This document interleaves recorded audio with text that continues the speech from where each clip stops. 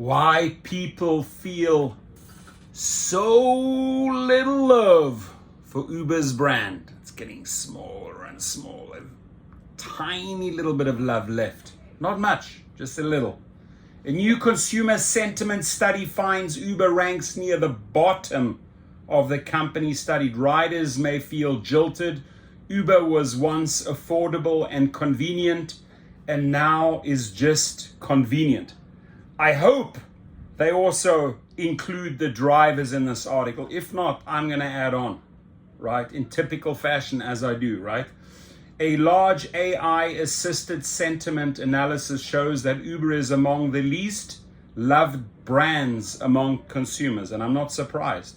The study, conducted in 2021 by the branding agency MBLM, analyzed the use of more than 1.4 billion keywords on various social media channels to measure consumers' emotional connection with no-name brands across 19 industries.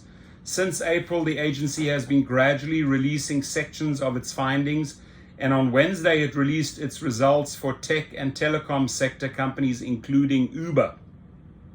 Of the 435 brands in the study, Uber ranked 421. Oh my God, like way down the list. Just ahead of Kylie Jenner's makeup line, Kylie Cosmetics. Uber ranked 23rd out of the 26 companies in the tech telecom group. The study rates consumers' emotional connection with brands using a 1 to 100 composite score that combines the intensity, prevalence, and character of the relationship between consumers and brands. MBLM explains a higher score means a more intense emotional relationship with a brand. Uber scored 18.7 out of 100. Why might consumers' relationship with this ride-hailing brand be so troubled? I could write a book about that, by the way. There are plenty of reasons. While the company's history of scandals and privacy fouls probably doesn't help, the main reason is likely that Uber's entire business is built on a bait and switch.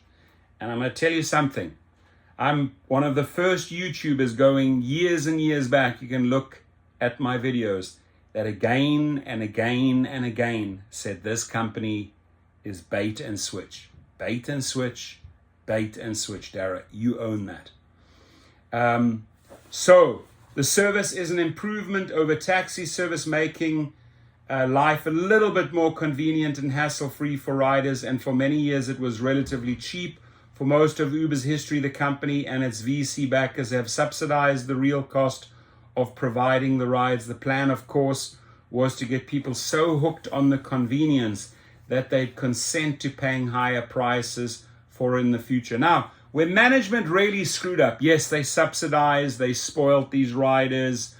You know, it was a bargain to drive on Uber, and then they should have gone up in little increments. What did they do? They literally doubled and tripled. That's probably the worst business strategy ever, is to blow your prices out of the sky and shock the consumer, right? If you do it little bit by little bit, they adjust.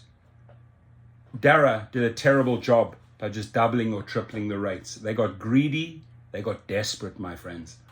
So the plan, of course, was to get people so hooked on the convenience that they'd consent to paying a higher price for it in the future. But the subsidies are one of the big reasons Uber has struggled to reach profitability. In fact, the company has lost massive amounts of money since its founding in 2009, including more than 30 billion since it began making its financials public in 2016. Uber faced major headwinds during the pandemic as demand for its core ride service plummeted, forcing it to rely far more heavily on its Uber Eats delivery service for revenue. Uber's rides business has since recovered. In the first quarter of 2022, the company surprised analysts with revenues of 6.9 billion. But the bill for the subsidies has come due. That's why the cost of Uber rides has been rising since before the pandemic. Rakuten data says the average Uber ride rose 92%. That's almost double, my friends, right? It's like if you want to charge 30,000 for a Toyota and you go out now and you charge 60,000. Do you think they're going to sell that Toyota? No.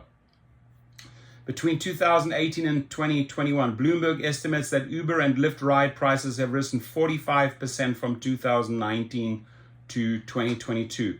The MBLM study found that the main keyword consumers used in connection with Uber was convenience. That's understandably the most many riders can say for the brand. The convenience of the service is the same, but even in times of stagnant wages, high rents, and inflation, people are being asked to pay a premium for a ride to the airport. Naturally, then there's not much love left for the Uber brand. In a sense, the brand's customers have been played by the company and its VC backers, 100%.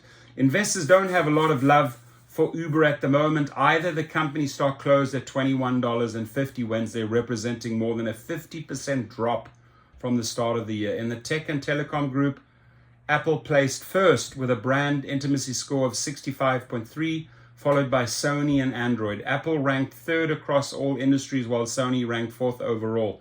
Tech and telecom gradually moved up in our brand intimacy studies over the years, which demonstrates the category's growing importance in our daily lives. Disney earned the highest level of brand intimacy of all companies studied, while Tesla came in second. Uber didn't respond to a request for comment. Oh no, you don't want to respond to that type of news. What? You got to own it, Dara. You effed up big time. Now, they left the drivers out, right? They left the drivers out. But if you say, why drivers feel so little love for the Uber brand? No assistance when it comes to the high gas prices. No pay increases, quite the opposite, taking more and more and more. Up to 60-70% they're taking right now. And then pathetic safety standards for the drivers. They're doing nothing to protect drivers. They are okay with the daily carjackings. They're okay with the murders. They're okay with the sexual assaults. They're okay with all the crap that can be out there. They're fine with that. They're not making any changes. Safety is not on their priority list. Paying us more is not on their priority list. Assisting us with the high gas prices is not on their priority list. So I would carefully say drivers would rate Uber the same way as passengers did. What do you think? Have a great day.